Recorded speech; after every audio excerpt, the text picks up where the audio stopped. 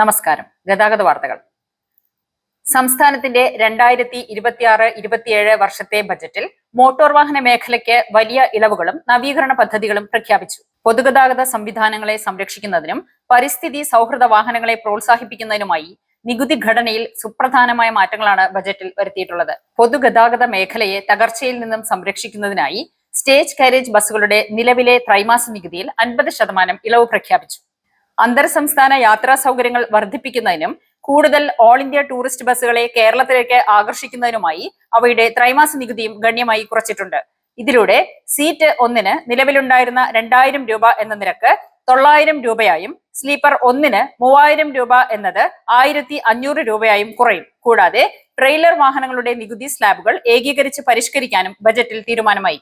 Electric വാഹനങ്ങളുടെ നികുതി ഘടനയിലും ആശ്വാസകരമായ മാറ്റം വരുത്തി. 10 ലക്ഷം രൂപ വരെ വിലയുള്ള സാധാരണ ഇലക്ട്രിക് വാഹനങ്ങളുടെ റോഡ് നികുതി 5% നിന്നും 3%, 15 ലക്ഷം മുതൽ 20 ലക്ഷം വരെ വിലയുള്ളവയുടേത് 8% നിന്നും 5% കുറച്ചു.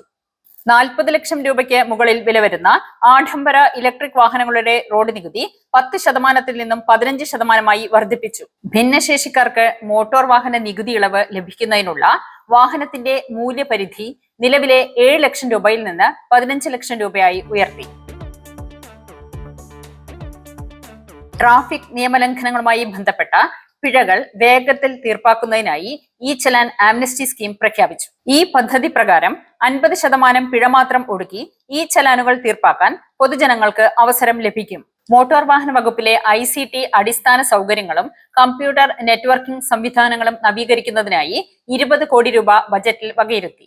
വാഹന രജിസ്ട്രേഷൻ, ലൈസൻസ്, ഫിറ്റ്നസ് സർട്ടിഫിക്കേഷൻ തുടങ്ങിയ സാങ്കേതിക സേവനങ്ങൾ കൂടുതൽ വേഗത്തിലാക്കാൻ ഇത് സഹായിക്കും. സംസ്ഥാനത്ത് നികുതി വെട്ടിപ്പ് തടയുന്നതിനും വരുമാന ചോർച്ച ഒഴിവാക്കുന്നതിനുമായി പ്രത്യേക tax intelligence and investigation wing രൂപീകരിക്കുമെന്നും മുഖ്യമന്ത്രി ബജറ്റ് പ്രസംഗത്തിൽ വ്യക്തമാക്കി. കൂടാതെ സംസ്ഥാനത്ത് സുരക്ഷിതമായ ഒരു റോഡ് സംസ്കാരം വളർത്തിയെടുക്കുന്നതിനായി സമഗ്രമായ ട്രാഫിക് നയം രൂപീകരിക്കുമെന്നും അപകടങ്ങൾ കുറയ്ക്കാൻ പ്രത്യേക പദ്ധതികൾ ആവിഷ്കരിക്കുമെന്നും ബജറ്റിൽ പ്രഖ്യാപനമുണ്ട്.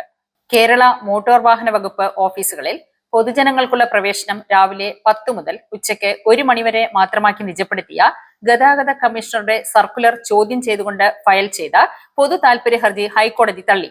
പ്രസ്തുത സർക്കുലറിൽ നിയമവിരുദ്ധമോ സ്വേച്ഛാധിപത്യപരമോ യുക്തിരഹിതമോ ആയ യാതൊന്നും തന്നെ ഉൾപ്പെട്ടിട്ടില്ല എന്ന് ഹൈക്കോടതി നിരീക്ഷിച്ചു.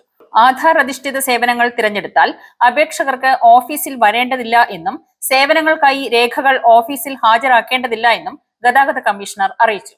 സ്വകാര്യ ബസ്സിൽ വിദ്യാർത്ഥികളെ കയറ്റാത്തതുമായി ബന്ധപ്പെട്ട് തൃശൂർ ജില്ലയിൽ ഉണ്ടായ സംഭവത്തിൽ മോട്ടോർ വാഹന വകുപ്പ് നടപടി സ്വീകരിച്ചു. നിയമവിരുദ്ധമായി പ്രവർത്തിച്ച കണ്ടക്ടറുടെ ലൈസൻസ് സസ്പെൻഡ് ചെയ്തു.